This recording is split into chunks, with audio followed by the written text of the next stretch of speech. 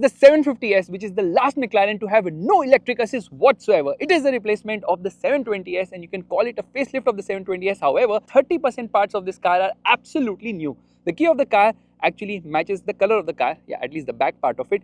This is to lock the car, this is to unlock the car, and this is to open the frunk of the vehicle, which is very important because inside there's very little storage space. In fact, this is a rear mid-engine, rear-wheel drive car, which looks absolutely gorgeous in this particular color, which is obviously very bright and green, of course. So it's very eco-friendly in spite of the fact that it has got no electric assist whatsoever. A lot of parts have actually come from other McLarens. Obviously, the doors look awesome here. It's the highlight of this vehicle. Straight away, I'm going to be opening the frunk, which means I press this button and there it opens. Now, the best thing is I don't have to click any lever on the inside. I can just pull it up like this. This is 150 liters, which is decent storage capacity. In fact, there's a light here. There's a 12-volt charging socket, a fire extinguisher, and a net as well. And this is obviously the warning triangle along with the tire mobility kit and the towing hook, which has been placed right here because obviously this car does not get a spare wheel. You also get this hook and a strap just in case you want to secure stuff. And just notice the aggressive treatment here. And this is, I don't know for what exactly, but it seems like that air gets pushed from here. So that is actually open on the hood. We'll just shut this. Gas struts obviously, close it with a lot of love. So air gets pushed in from here, I believe, the McLaren logo. Now when compared to the 720S, they have actually revised the bumper and now it has bigger air intakes for better cooling because the engine makes more power now. You get 4 parking sensors at the front. You get a front parking camera. And that's not all. They have also narrowed this part because better aero efficiency. Dynamic swipe indicators. There's a radiator here. This car is full of radiators. This is the light. Again, this whole design seems to be very similar to the 720S, but this is so alien-like. This is actually the low beam. This is the high beam. And here you can see the DRL, which obviously gets converted to the indicator when you turn on the indicator. Now, what they have also done is they have given it vents here, which is very similar to the Artura, because it releases the pressure from the wheel wells and it gets lighter alloy wheels. Another thing is that the car has been lifted right now. I'm going to drop the lift, which is very important because speed breakers are the enemy of supercars. It lifts very fast in just 4 freaking seconds. And this is the indicator. Notice the cuts and all, yeah. That is a radiator. Crazy cuts, yeah. It's absolutely crazy how they have managed to do all this. So this flows all the way to the rear because the engine is obviously at the rear. Staggered tire setup. The front tire size happens to be 245, which kind of feels small, right? 245, 35, 19s. It says McLaren here on the brake calipers. Another different color would be really nice. I like the design of the alloy wheels. The weight rating is less, but the speed rating is obviously very high. This is a light car. 390mm discs at the front, which is quite a lot. And I love the way the doors function. So you're just going to put them down at the moment. Yeah, it takes a bit of effort to open them. Closing is not that difficult at all. Notice how the mirrors are so far away from the body and there's a camera here. It gets a rain sensor. There is no ADAS. It doesn't need ADAS actually because this is a sports car, right? Person driving this is super duper alert. It says 750S here. This car is full of cuts and creases. The way the cuts have been done, just amazing.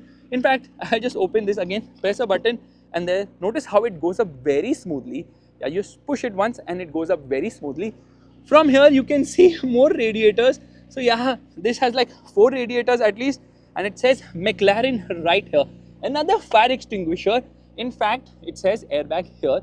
But the glove box is not there only. So this does not open, obviously. There are no door pockets because when you put the door up, obviously stuff will fall down. So there are no door pockets either. So not very practical in that regard, but they have made it more practical now. The length of this car is around 4.6 meters. The wheelbase is around 2.7 meters. Very compact as such. And because the suspension has been raised, the front axle has been lifted, you can see the suspension as well. Coming to the rear, the tire size is obviously bigger here because this is a 305/30/20 and this is 360mm. So 390, 360mm disc, McLaren written here on the brake calipers as well. And I think this is obviously a reflector right here. Now, right now it is obviously roof up. This is actually a convertible. Doesn't look like a convertible now because this is obviously a hardtop. At the rear also they have revised a few things. Obviously this whole exposed bits look very much customized and aftermarket.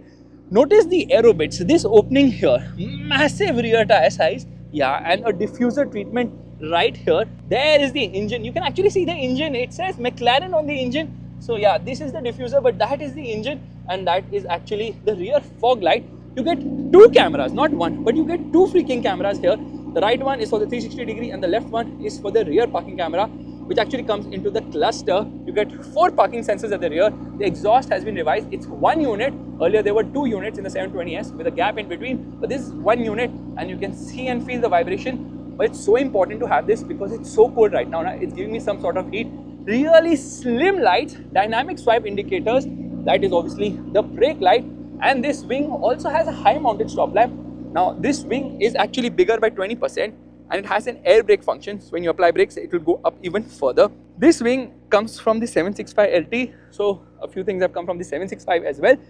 The engine actually glows red at night. I think there's a light there, but you can't see the engine in the convertible. In the regular coupe version, there's a glass here, so you can see the engine there, which is quite cool. Now, the reason I have not put the roof down is because certain features only work when the roof has not been opened. Okay, first let's see where fuel goes in. This will not open or what? No, it will not open if the car is on. So another safety mechanism right there. There are some buttons here. This is to turn off the alarm. There's another button in the United States of America, which is for towing, and these are for the tonneau cover. So if I press this button, there it will open. Yes. Why is it opening? Plainly because I can keep some amount of stuff here. Isn't that practical? But if I keep stuff, close this and open the roof, then this whole mechanism can get damaged. So you have to remember, if you're opening or closing anything from here, just press a button and there it shuts. So that is for the tonneau. It is all placed here in your line of sight, which makes me want to shut the car, for which I will simply press a button. Before that, let me turn off the indicator. Yeah, the switchgear and all is super duper awesome. There, oh my god, the silence, even at idle, the car is quite loud. Let's shut this, and I'm going to press a button to first roll down all the windows. Only the driver side window actually, because the other side window is obviously rolled up. Now, notice the outside rear view mirror is also shut. I'm going to keep this button pressed, which is the unlock button. The windows will obviously roll down, after which there the window rolls down completely and the roof is now opening. Thing is that the car is very smart. It will actually make you confirm on the instrument cluster that you have gone ahead and made sure that the tonneau is empty. Otherwise, it can damage the roof. So this car is smart. It just doesn't let you do whatever you want without asking you questions. So I'm kind of impressed with that. Otherwise, I thought, no, most people are going to end up damaging it by keeping stuff and then forgetting about it. All the storage space there is like Chintu Mintu. So every time you turn on the car, obviously the McLaren comes right there. Yeah, a McLaren 750S comes right there, and then it rose to life. We are going to put the nose down by pressing a button. Vehicle lift suspended, closed, driver door to operate. So yeah, a lot of conditions need to be matched. I press a button and there the nose goes down. So there are a few buttons here. This is to lock the car, this is to open the front of the vehicle, and this is to lift the nose. This is the electric parking brake. This is for the light control, and if you press this, then you turn on the rear fog lamps. It's a very simple cabin. Auto dimming mirror here, obviously. Light controls here. It even says McLaren right there. You get a mirror, no light, but at least it blocks some amount of sun here. Same is the case there as well. Meanwhile, the seats are really nice and comfortable, seem to be coming from the P1.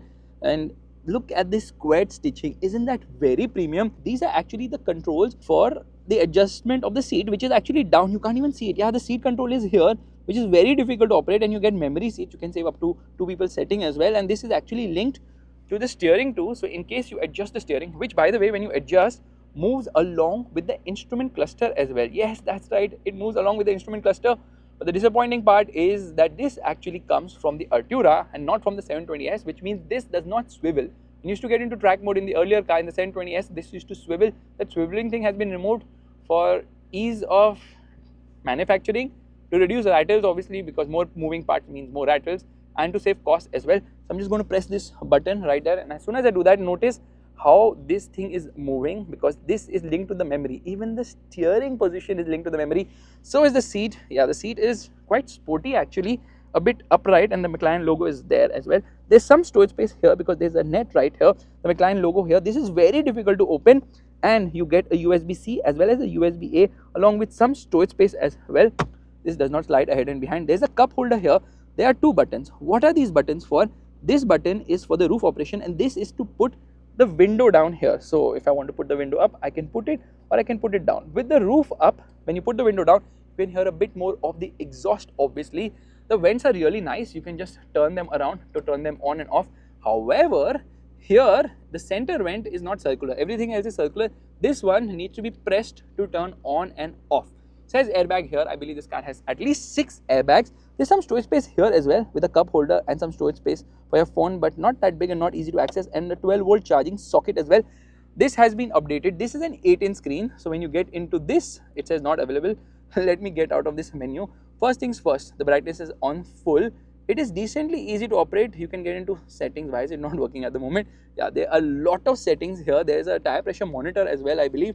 I press this in the center and I come to the home function. There's navigation, which is inbuilt, which is quite cool. And then there's VDC, which basically lets you decide how much you want to drift the car, because this is obviously rear wheel drive. Settings, media, phone and audio. It's very simple. It's not very complicated, but there is ambient lighting and there are 12 colors for the ambient lighting. Ambient lighting in a supercar is something we don't see every day, but this car has it. As soon as I get into reverse, you can see this is the 360-degree parking camera, and here I can change the camera view if I want. Just get parking sensors. So yeah, that is also very easily done. In fact, when you come into the air conditioning setting, it has a race driver here. Yeah, it's a dual zone climate control system which has quick heat and quick cool. This is actually the volume control, which is nice. It gets a 12 speaker Bose and Wilkins sound system, which is actually very good in terms of audio quality.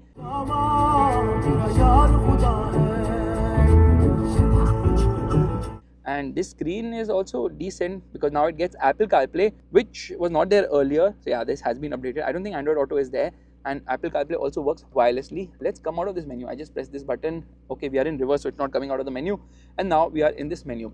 Now, this is the McLaren Technology Center from the top. Yes, the aerial view, a lot of Easter eggs. This is the engine start button. Multiple buttons here. Earlier, you had the handling and the performance controls here, which have been shifted right here.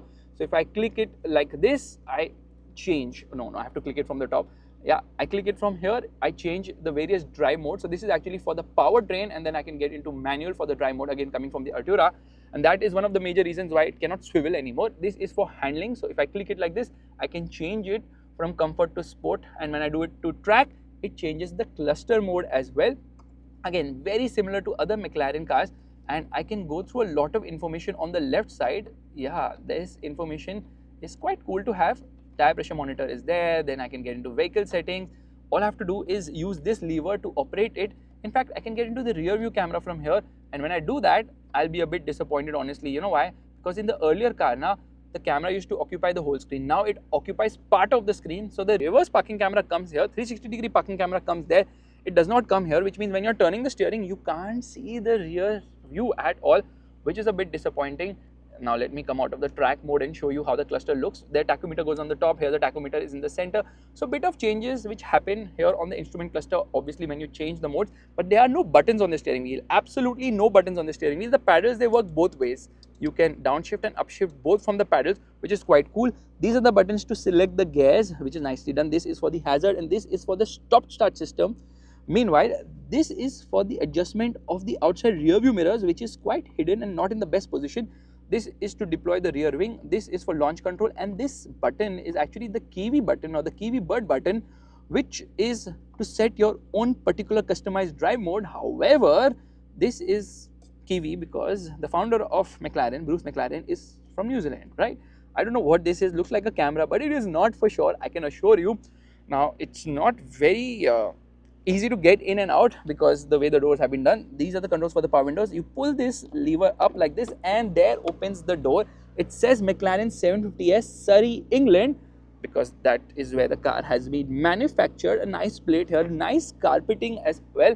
And now I'm straight away going to try and get out of the car, which is going to be some effort. But trust me, the interior quality has definitely improved, and now you also get unlimited headroom. Yes, unlimited headroom, because this is obviously a convertible, which means that you will never ever complain about headroom in this car. But yeah, adjusting the seat is such a pain. You don't even know where it is going because you can't see the button. So not very ergonomic. I thought, you know, the problem with this is probably because this car has been made right hand drive first, but then still the button should be on that side. Now it just doesn't make sense. I don't know why they have done it this way, but it is what it is. Let me get out. I missed the 720S's swiveling instrument cluster. That should have been there. And I love the fact that it has this warning for the doors. And what can I do with this? I can put this seat up ahead. Why? Because I can access something from here. I don't know what it is, but to access the engine, you have to have screws. You just can't open it from inside. There are some screws which have to be put, and then it's a bit complex. Only McLaren service center staff can do it. This exhaust is, I think, made of titanium, 2.2 kgs lighter now. So weight reduction is the name of the game. In fact, you can see the whole exhaust and everything on the inside, which is quite cool. Yeah, this is exposed because the car needs to breathe better. It's all about, I think, aero bits here, because the top speed is actually reduced here.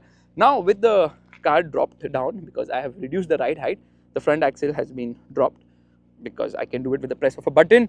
Now the car looks even sportier. The color looks awesome. I think it will look even better, and probably orange, papaya orange to be precise, the same color which is there on Lando Norris's car. But what a beautiful looking car. These doors are like the real highlight, the real USP. One of the major reasons why you're going to pick this car over its immediate rival, which is obviously the Ferrari 296, which has lesser cylinders, because this is as pure as it gets. And that's the reason we should start driving right away. Before that, let me show you, there's a proper slot for the key as well. I can slot it right here. So they've thought about that as well. The McLaren logo here, lot of Easter eggs in this car, which is quite crazy. And when I come down somewhere here, I can see the information about the vehicle, the tire pressure recommendation. Yeah, this gets a bit dirty, but the material quality and all has definitely improved. In fact, the only problem which I face with this car is both of them are very close. For someone who has big shoes or big feet, I tend to touch the brake when I accelerate. So yeah, that could have been done slightly better here. But the overall quality has definitely improved here, which is quite nice. And let's just shut the door here, and let me also turn off the car from here. Yeah, it also has this welcome seat, so it will push the seat ahead, tells you the summary of your drive, and you have to just use this stock every time. In fact, talking about the stock, the quality is just amazing. That is the stock for the cruise control system, and that is for the wiper control, and for the headlight obviously it doesn't need it, but yeah, this stock is for the indicators. Yeah, and it's telling me left parking lights active. Let me quickly shut that door as well. There you see the chassis number of the vehicle. In fact, there's a very interesting thing about this car, that in spite of the fact that this is a convertible, it is equally fast when compared to the coupe version. Why? Because they did not have to add more bracing to ensure the stiffness of the vehicle, because when you remove the roof, obviously a bit of stiffness goes. However, the carbon tub is so stiff that the only weight increases because of the roof mechanism by 49 kgs, and this roof folds up and down in just 11 seconds, which is absolutely crazy. And because the weight reduction is so less, the performance remains the same as before. And look at the aero bits here. Look at the way the whole body has been done, and air flows from here. In fact, it flows from here as well. Yeah, a lot of aero bits.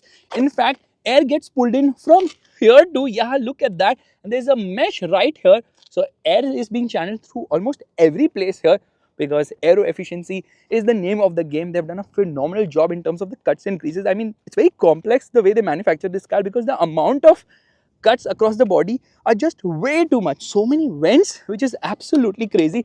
Let's put the door up so that I can show you my absolute favorite thing about keeping the door up, which is obviously the front tires that can be seen. They are massive. Yeah, you can see them from here.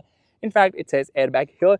Beautiful treatment. Alcantara has been splashed almost everywhere inside, which is quite amazing. Another good bit about this car is, unlike Ferrari, which uses a lot of haptic controls, this car has absolutely none. No haptic controls whatsoever, which means when you press a button, you get a click and it works. And another party piece is that when you have the roof up, you have a glass roof right here, a moon roof, which is nice. Usually cars don't get it, but the sun is too bright. So what do? I press this button, it goes from transparent to opaque. Yes, another very cool McLaren feature right here, which is something you usually don't see in any car. Wow, McLaren thinks really out of the box. But let's turn it on, because it's the time to start driving this beast, because it's all about the performance. Is it better than a Ferrari 296 GTB? Let's go.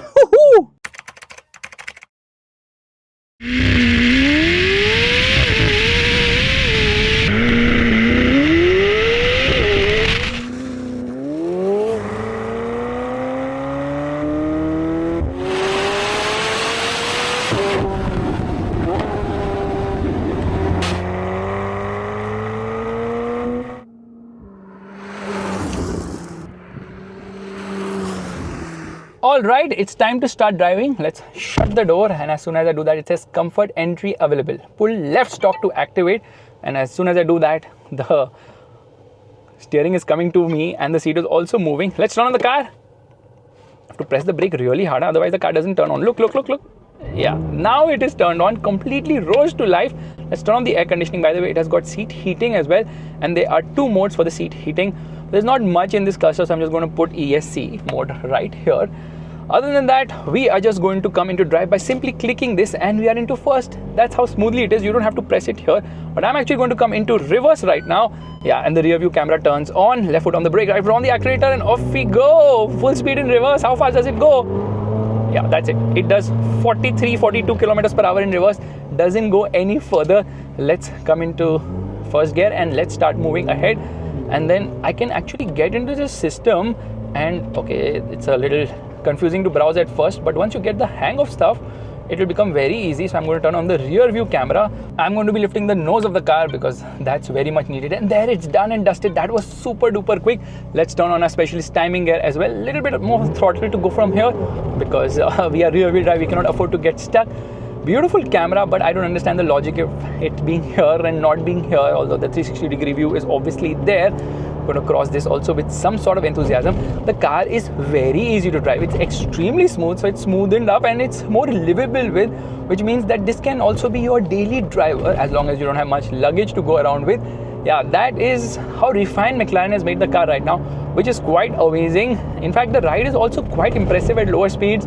And obviously it is on the stiffer side. It naturally has to be on the stiffer side because this is, at the end of the day, a sports car, a supercar. So that stiffness is very much expected. And we are going to go around this. So even in the least mode, which is comfort for both the powertrain as well as the handling and the chassis and the suspension and all, this feels very smooth to drive. Yeah, this is a car you can actually drive it very calmly until and unless you decide, let's wake up the monster. So we shall wake up the monster by actually coming out of this menu here. And I'm just going to go through this particular menu right here. I'm going to put the consumption menu so that you can see how much fuel it's consuming. From start, we have done 2 miles per gallon. You guys have to calculate it. Straight away, without beating around the bush, it's time to test the acceleration of this car, which means we come into the track mode here for the powertrain and we come into the sport mode for the handling. And it's time to press the launch button. I press it once, it says launch mode unavailable. Why is that? Because the front nose is lifted probably, so we're going to put the nose down. I think it should have automatically gone down. It goes at 60 kilometers per hour, by the way. Now launch mode active, full thrust, rev still 3000 rpm, boost ready, boost building, and off we go.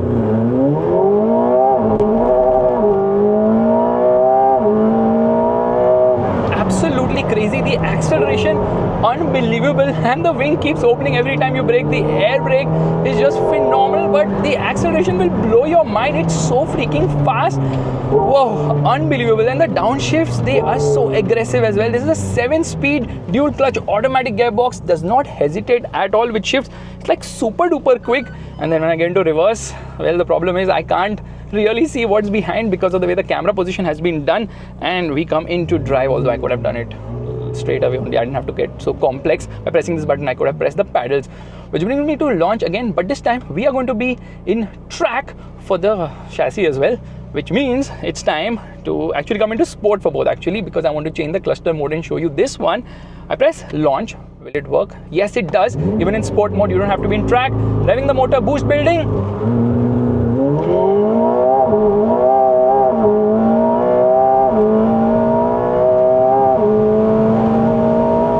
Absolutely crazy. I have never driven a car that accelerates this fast. Okay, I've driven a Bugatti on the same road, which was mental with this quad turbos, but this is also very fast, and the downshift like super aggressive. Oh my god, every shift can be felt. That's how aggressive the shifts are. Absolutely unfreaking believable. Oh, 8500 RPM red line. It will not make a shift. It will give you complete manual control of things. So pressing this manual button goes manual for the gearbox, and then I can obviously like slow down really a lot on these bumps because low profile tires, low ground clearance. You have to be very careful. Some amount of rattles coming on this road, but otherwise rattles have reduced dramatically, something which was an issue with the earlier car, the 720S. The performance is mind-blowing. The engine is so soothing, and around the corners, you want to see how amazing it is. Look at the... Okay, I'm not going to go here because the roads are bad, but the kind of speeds it does around the corners is unbelievable. This engine is a 4-liter bi-turbo V8 known as the 840T, and this is the engine which powers all the McLarens, whether it's the Speedtail, whatever engine you name it, this is the engine that powers it, and it's an absolute phenomenal motor because it is firstly not having any electric assist. It has twin turbos, obviously, 4-liter bi-turbo V8, and look at the way it goes around the corners. You can carry crazy speeds because it just like glued to the road. Absolutely amazing. I am going at around 7 kilometers per hour here. My God, wow! If I was in track mode now, I would have gone oversteering. But unbelievable grip. It's so composed and just glued. Absolutely maddening and crazy. Yeah, this is a car which is mind-numbing in terms of the performance. The acceleration definitely blows your mind. 0 to 100 kilometers per hour in 2.8 seconds, which is unbelievable. 0 to 200 kilometers per hour in 7.2 seconds.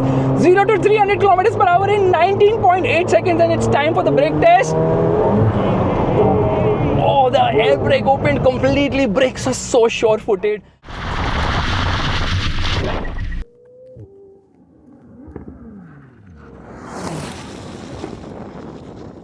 Absolutely wow, the car is a driver's delight. I'm going to make a quick U-turn here, but the way it accelerates is unbelievable. It is out of the world for something which has no battery to assist it. Just imagine pure raw power going to the rear wheels, and how is it able to put all that power down? 750 PS and 740 bhp of power, 800 Newton meters, an increase of 30 horsepower and 30 Newton meters when compared to the 720S, which is a considerable increase if you ask me, considering not much has changed. The weight is actually reduced here, I think by around 30 kg is the weight reduction, but the weight has been added of 49 kgs because of the sunroof, or rather the convertible roof here. How do they manage such lightweight aluminium and a lot of carbon fiber? This has a carbon fiber tub which is extremely stiff, and because of that alone only, the weight of this car is in check. It's 1389 kgs, so light. Yeah, it's super duper light, and the performance is mind-blowing. Absolutely amazing. The steering is hydraulic. The steering ratio is now faster, or how do I put it, actually it's a quicker rack right now, because of which it is absolutely super quick in terms of the way it moves. Hydraulic steering, superb in terms of feel, one of the best steerings I've encountered ever. Yes, the engine is made by McLaren in association with Ricardo, so not really their own engine. That's the only gripe with McLaren. They don't have their own engine. That's the reason they take it from Mercedes-Benz in Formula 1. Earlier they were taking it from Honda, but now they are thinking that things are going hybrid, so let's focus on the electric motor, because the W1 also has the same engine. Everywhere it's the same engine. However, this engine has only 3 horsepower less than the P1. I'm talking about the engine, because the P1 also has an electric motor, because of which obviously a lot more performance, but absolutely insane.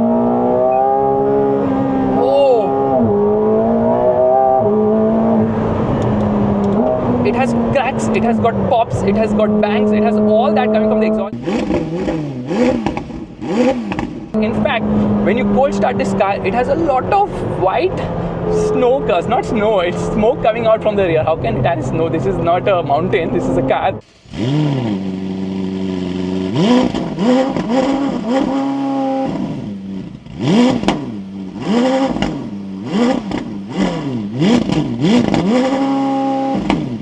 And that is so freaking cool in the morning when you wake up your neighbors, because this car is loud. I mean, it's not as loud as it should be, but it's still loud, because compared to the 720S, I think they've tamed down the exhaust a bit. Although the exhaust is lighter, the air intakes are bigger at the front. So the whole focus is to improve the performance of this car, which they have managed. And wow, this is a rocket ship. The kind of performance, high-speed stability is amazing. Handling is mind-blowing. It is stiff and it is so composed. There's so much grip here.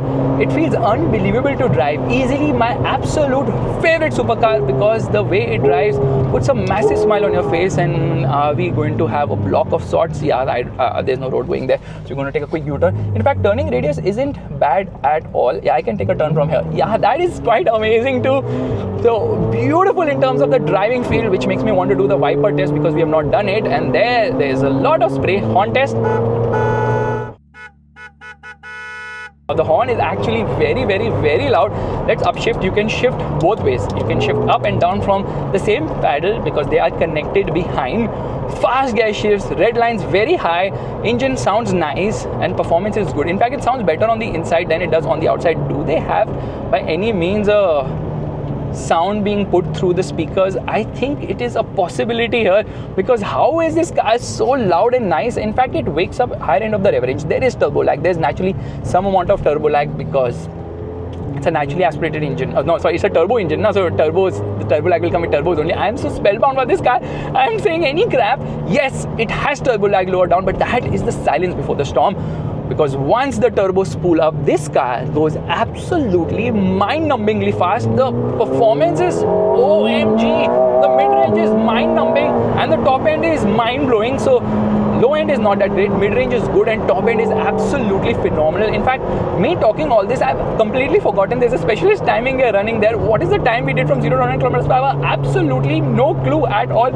I'm just so focused on the driving experience. The driving seat and everything is also very sporty, but I love the fact the way it goes around the corners with so much enthusiasm. The roll is kept well in check and it is just so razor sharp somehow.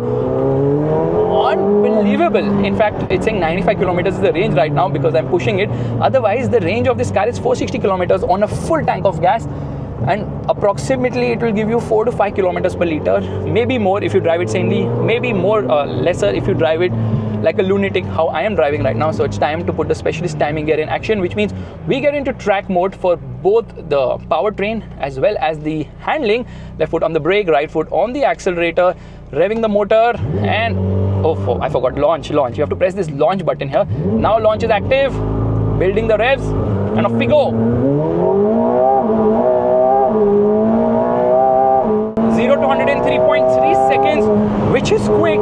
The only thing is that the temperature and the density of the air isn't supporting the car to go from 0 to 100 km per hour in 2.8 seconds. But yes, the tires have been updated. They have taken a lot from the 765LT because they realized let's make it better in terms of handling. So the 720S was good, but this one is the best of the 20S and the 765LT because the 765LT was the track version of the 720S, which was obviously more hardcore. What they have done here is they have taken stuff from the 765LT, like probably the wing and some of the aero bits and the downforce. That's the reason top speed has reduced when compared to the 720S from 340 km per hour to 330 km per hour.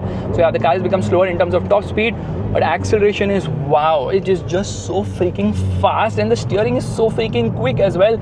This is an absolute joy to drive, so we will launch it once again, hoping to better this time because maybe in a different direction it might be faster. Let's click this ESC button just because we can, and now you can see I have got multiple modes for the drifting as well. Look at that, isn't that super duper cool? Yeah, this is also there in this car, which is variable drift control. So you're going to turn on the ESC because obviously it's rear wheel drive, it's a rear mid engine car. Left foot on the brake, right foot on the accelerator. Before that we get into launch here. Launch mode active, revving the motor, rev still, it's boost ready, and off we go. We are slower. 3.6 seconds to go from 0 to 100 km per hour. Why are we slower? Simply because there was some wheel spin happening because there's some amount of sand on the road.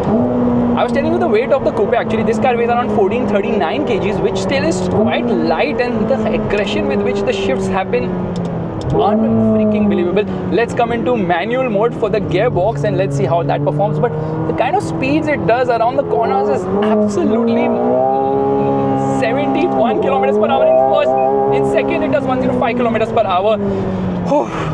This car is so easy to drive and so effortless to drive as well. It's absolutely, I would say, a Ferrari killer of sorts. Compared to the 296 GTB, it is way better because it's got 2 extra cylinders, no electric assist, just pure raw unadulterated power and performance, which makes you smile every time you accelerate, and every time you downshift, the gearbox will make you feel that you're going through a gear. And that is the beauty of this car. It is all about, how do I put it, it's all about driver feel and engagement. Nothing else matters. No buttons on the steering wheel, not important at all. No ADAS, not important at all. And what's the price of this car? In India, it costs 6.8 crores on road Mumbai. Meanwhile, in Dubai, it costs half, 3.5 crores, 3.4 crores to be precise, which is amazing value for money. In fact, there's the old school Ferrari right there, and a Ferrari is a Ferrari for multiple reasons. But how is he driving his car on that particular road? I have absolutely no clue. I'm a big fan of that Ferrari actually. I love Ferraris because Ferraris are just so iconic. Good resale as well. You can get the 720S for around 1 to 1.5 crores here in Dubai, used obviously, and the 720S is amazing, but this one is better because firstly the steering wheel is much quicker. In fact, the gearing has been shortened, so 15% shorter final drive here for the transmission, and because of which you go through more gears, you get more drama obviously. And compared to the 720S, this feels a bit stiffer because the suspension seems to have come from the 765LT. In fact, this is like the 765LT altogether. Only thing is it's a more smoother version of the 765LT, although the 765LT has more power. This car is actually a more livable version of the 765LT because the 765LT is more raw and unadulterated. This still is quite raw, but it is definitely smoother when compared to the 765.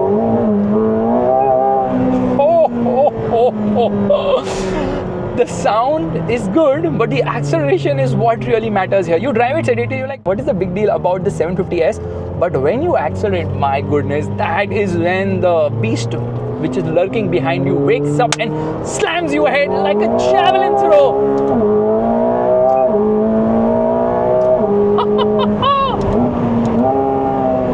I can't see anything in the rear because of the rear wing completely opening. The air brake is just so freaking aggressive, and I love it. Okay, let's just roll off very smoothly. Yeah, you still know there's a big fat engine underneath because they are, we are on track mode right now. There are 3 modes here. Let's shut the manual, this thing, so that it shifts up.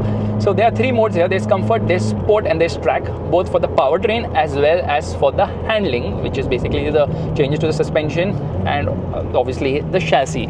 Now, the thing is that this car is now 2% stiffer at the front. Meanwhile, at the rear, it is 3% softer. I don't know why McLaren has done that, but I think they've done it so that the front end feel is better, and at the rear, when you put all that power down, there is a bit of a hop which doesn't feel aggressive and just makes sure the car is rolling out smoothly. It's a carbon monocoque, so much carbon, and that's one of the major reasons why this car is so damn expensive.